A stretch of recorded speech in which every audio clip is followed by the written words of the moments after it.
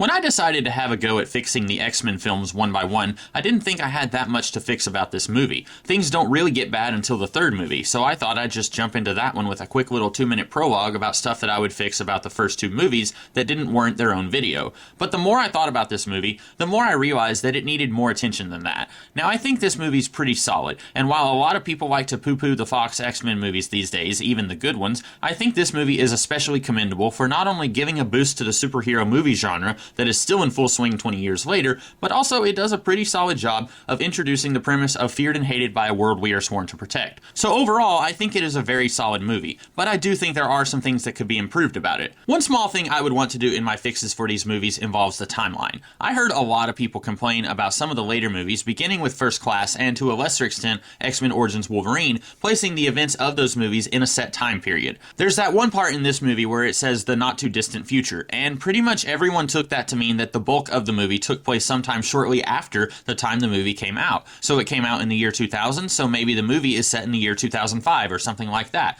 But I never read it like that. Since that caption follows a scene set during the Holocaust in the 1940s, I always just assumed the not too distant future meant the rest of the movie is set in the not too distant future relative to that scene with young Magneto. The opening talks about evolution taking the course of millions of years, so 60 years isn't that big of a stretch of time, all things considered. So in these videos, don't expect me to set them sometime in the vague future. If you literally open your movie with a real-world event in history, and you use a character from that scene in the rest of the movie, then we should be able to extrapolate that the rest of the movie also takes place sometime in the real world, and not in an ill-defined future. So as far as I'm concerned, this movie takes place when it came out in the year 2000. Moving on to the specifics of this movie, what it could have done better was most of the characters. Magneto is great. In one short, mostly silent scene, you totally get what he's doing and why he's doing it. And I think 20 years later, he's one of the best comic book supervillains we've seen on screen. Professor Xavier, he's not in the movie a whole lot, but Patrick Stewart really sells the fatherly but also stern patriarch of the X-Men. And the few scenes between him and Magneto are great.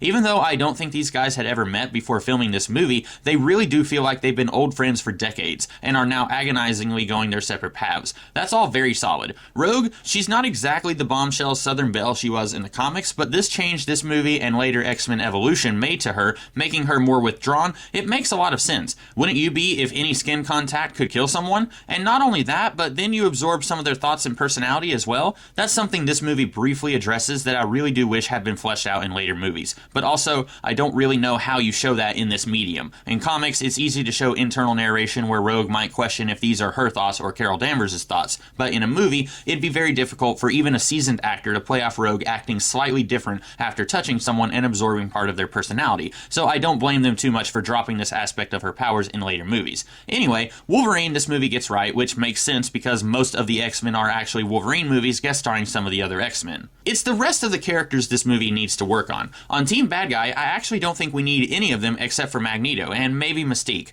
Toad has like 2 lines in the movie, and he doesn't actually do anything for the plot. He's in a few action scenes, but if you remove him, you don't really notice. And turning him into the sycophant who basically worships Magneto, even through all the physical abuse, which was his thing in the comics in the 1960s when he was first introduced, that changes the dynamic of the movie way too much, and you would honestly have to keep him for an entire trilogy to really do something satisfying there, where maybe he decides that he's had enough and he becomes a leader in his own right, like he did in the early 90s. And this movie already has enough to do with setting up the heroes and the premise of the entire franchise, so it would be very difficult to balance all of that and give Toad his own character arc over the course of these movies. So he's out. Sabretooth we can also remove. This movie either didn't have the time or the interest in actually using the Sabretooth of the comics, who is cunning, sadistic, conniving, and all in all, I don't buy him as much of a team player. Certainly not someone who would take this crap from Magneto. Like Toad, he doesn't actually do that much for the plot. He tries to kidnap Rogue at the end of Act 1, but other than that, he's mostly a mindless thug like Non from Superman 2, and that's not Sabretooth. I'd rather they had used some other character, like maybe one of Magneto's mutates from the Savage Land, like Amphibious or Barbarous, if all they wanted was mindless muscle.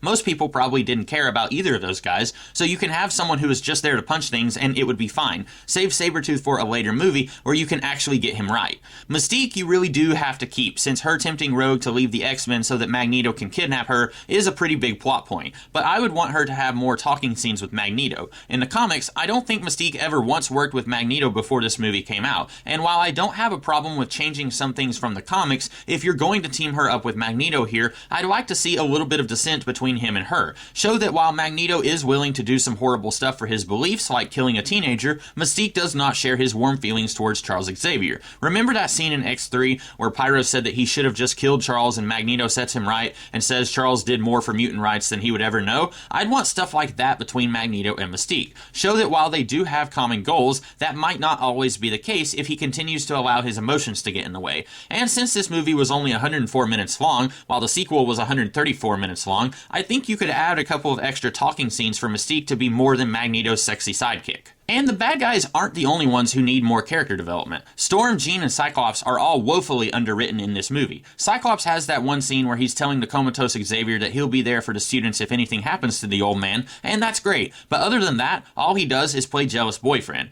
But I guess that was helpful on his resume when he tried out for Superman Returns.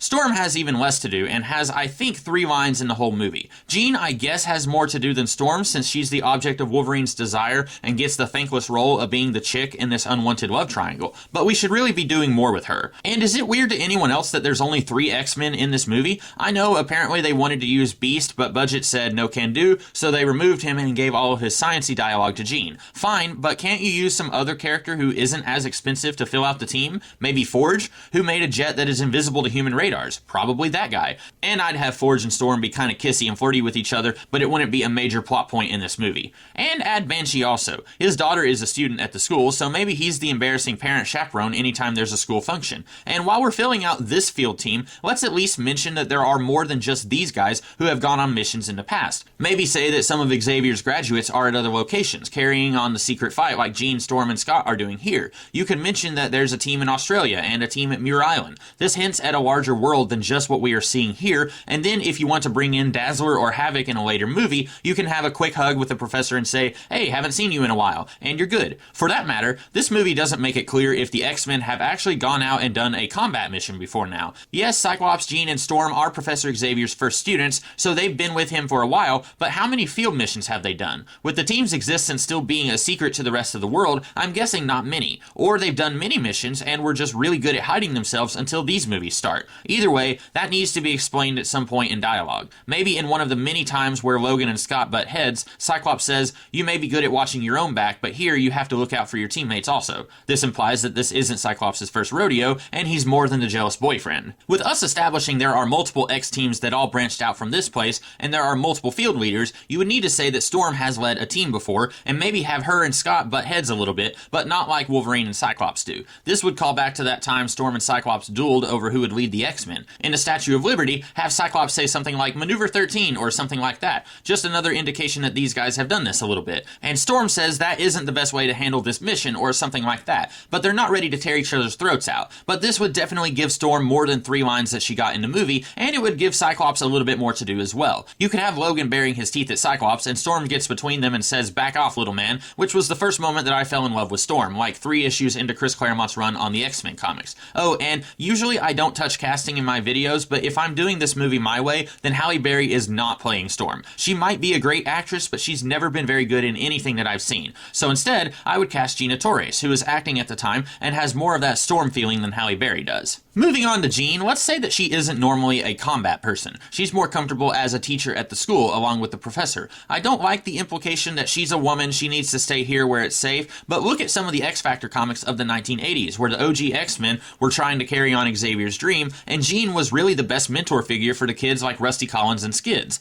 And what's good enough for the goose is good enough for the gander, so Banshee is typically more of a teacher than a field guy also. This would call back to the Generation X comics that I love, where Banshee was the headmaster of the Massachusetts Academy. He used to be a man of action when he was in Interpol, but he enjoys teaching more now that he's older. But he and Jean still go out on the more dangerous missions. Plus, this movie doesn't give enough attention to the fact that this is a school. Again, it has a lot that it has to accomplish in one movie, so it leans pretty hard on the sci-fi superhero stuff, but after that one montage where Xavier explains to Wolverine what this place is, it's pretty easy to forget that this place is a school. Let's show that some of the adults here are more suited to training the next generation, and some of them are more suited to going out and punching bad guys. Maybe to counterbalance this, you could have Cyclops tell Jean how comfortable he is barking orders out in the field, but not nearly as comfortable in the classroom. Stuff like that goes miles to actually making these guys feel like fleshed out human beings instead of archetypes. Heck, Storm would be lucky if she was an archetype in this movie.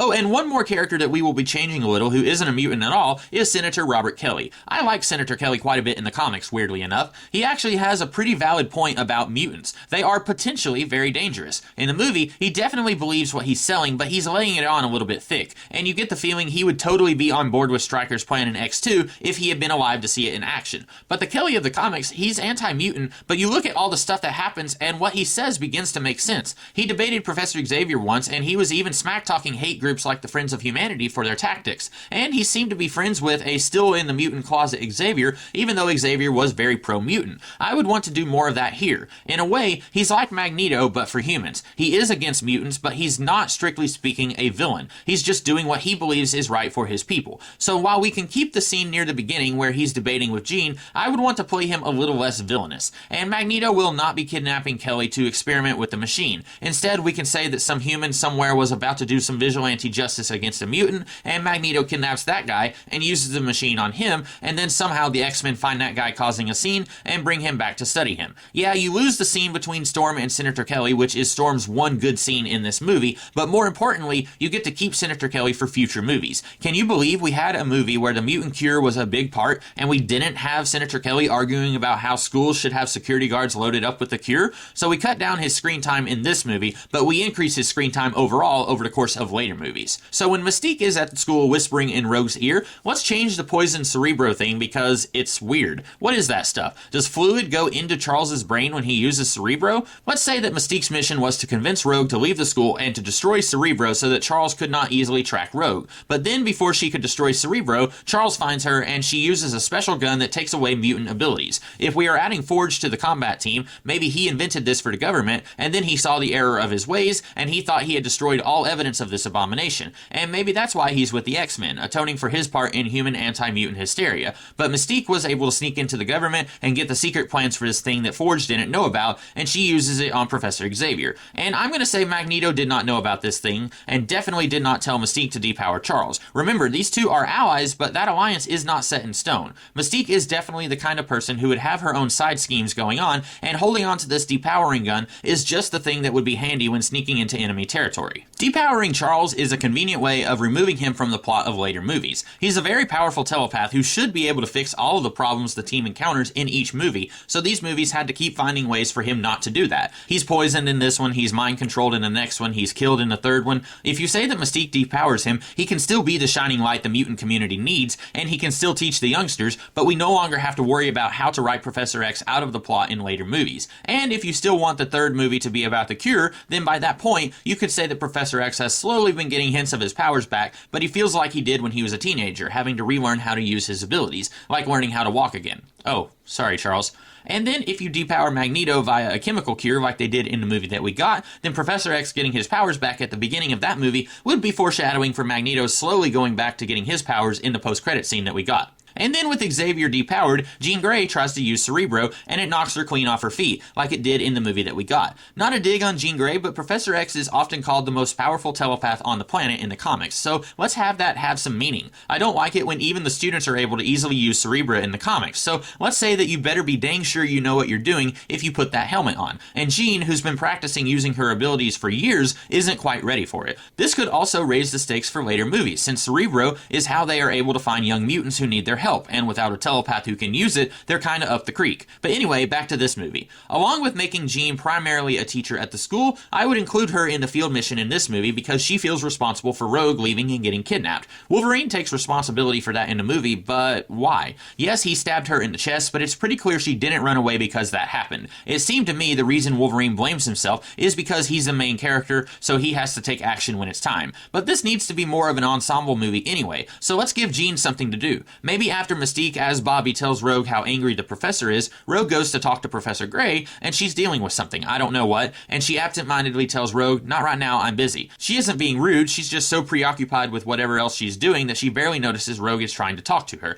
So Rogue takes that to mean that the staff really is upset with what she did, and then she leaves. This explains why Jean is on the mission, but it also fulfills my desire to see the adults in this movie be more than just superheroes. Everything else pretty much happens the way that it did in the movie. I'd like to see more of the team using using their powers together as a team instead of one-on-one fights like the movie gave us. But they might have done that to save money, I don't know. The ending is basically the same, with Rogue now enrolled as a student and a little less afraid of what she's going through now. Professor X says he's going to have to adjust to what happened to him, but he can manage. Banshee asked around his old Interpol contacts, and he tells Wolverine about Alkali Lake, and Wolverine leaves but says that he will be back. I'd want to make the movie overall just a tad longer and flesh out some of the characters who are necessary to the plot and make some allusions to the lore being a little more involved than what we see on screen. And you've got a better movie, I think. And it was already pretty good, but I think this would make it great. So that's it for this one, folks. I hope you liked it as much as I enjoyed making it, and if you did, be sure to like, share, comment, and subscribe. Do all of those things that you love doing when you like a video. And if you did like this video, well, I've got some plans to do my own fixes on some of the other X-Men movies, so look forward to those in the coming weeks. And if you have any suggestions for some other movies you'd like to see me take a stab at fixing in a future video, let me know in the comments below. I don't make any promises, but if I have the movie, maybe I will do a video on it. In the meantime, have a great rest of the day. Catch you later.